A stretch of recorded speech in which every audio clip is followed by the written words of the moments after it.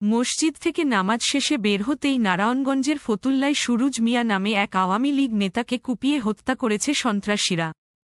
এই ঘটনায় আহত হয়েছেন আরও 4 জন।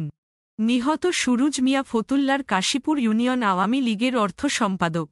আহতরা হলেন নিহতের 2 ছেলে জনি আহমেদ, রাজু আহমেদ, স্থানীয় বাসিন্দা রাসেল ও শাকিল।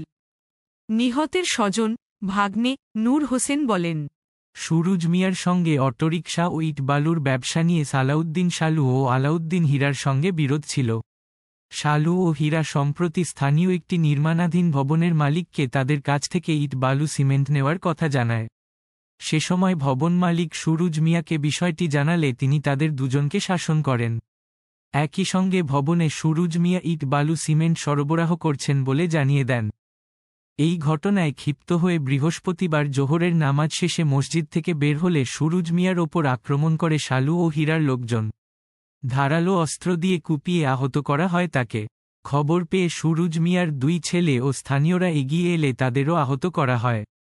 গুরুতর অবস্থায় 5 জনকে উদ্ধার করে ঢাকা মেডিকেল কলেজ হাসপাতালে নিয়ে গেলে কর্তব্যরত চিকিৎসক সুরুজ মিয়াকে মৃত ঘোষণা করেন। এই বিষয়ে ফতুল্লা থানার ভারপ্রাপ্ত কর্মকর্তা নূরে আজম মিয়া বলেন, ব্যবসায়িক বিরোধ থেকে এই হত্যাকাণ্ডের ঘটনা ঘটেছে।